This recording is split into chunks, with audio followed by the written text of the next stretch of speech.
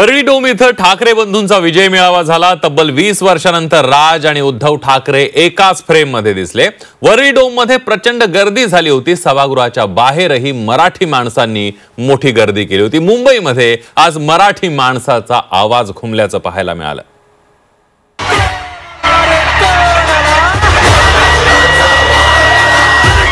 गेल्या 2 दशकांपासून मराठी माणसाला पडलेल्या प्रश्नाचं उत्तर अखेर आज मिळालं।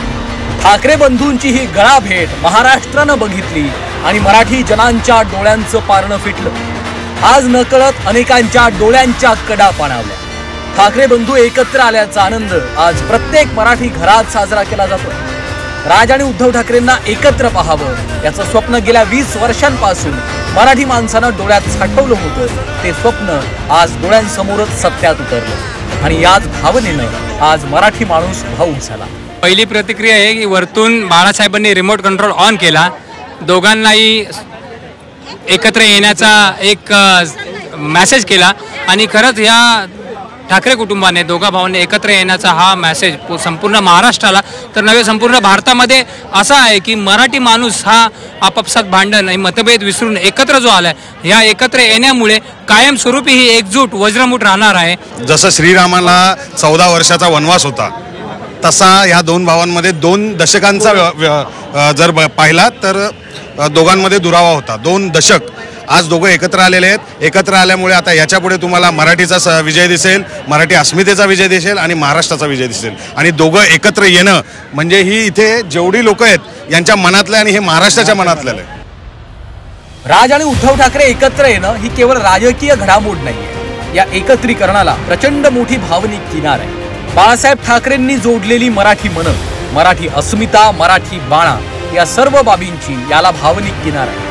त्यामुळेच राज आणि उद्धव ठाकरे एकत्र येणं हा मराठी लोकांसाठी भावनिक क्षण आहे। रिॲक्शन म्हणजे आम्ही फडणवीस साहेबांचे अभिनंदन करतो, त्यांनी मराठी माणसाला जागृत केलं आणि एकत्र आणलं।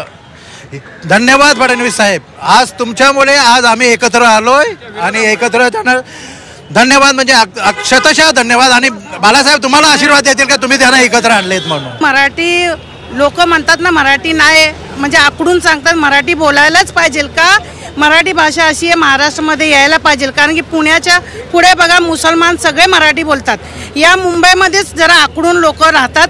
कारण की मी पण मराठीच शिकली आहे, पण मराठी येणं जरुरी आहे। आज केवळ 2 भाऊ 2 कुटुंब एकत्र आली नाहीये, तर विखुरलेले कार्यकर्ते एकत्र आले, दुखावलेली मनं पुन्हा एकदा जुळली आहेत। शिवसेना हा कार्यकर्त्यांचा पक्ष म्हणून ओळखला जातो। कधी काळी राज ठाकरेही याच शिवसेनेचा भाग होते। मनसेच्या स्थापनेनंतर 2 गट झाले। मधल्या काळात शिवसेना आणि मनसेच्या कार्यकर्त्यांमध्ये बरंच अंतर पडलं होतं। ते अंतर आज राज आणि उद्धव ठाकरेंनी मिटवलं। ठाकरे बंधूंच्या या गळा भेटीनं सर्व भेदाभेद विरून गेले। आम्हाला खूप आनंद आहे साहेब, आम्ही शिवसैनिक आणि मनसैनिक एकत्र राहून आम्ही काम करू शकतो। फक्त साहेबांनी आणि युती करावं हा सगळ्यासाठी आनंदाचा क्षण आहे।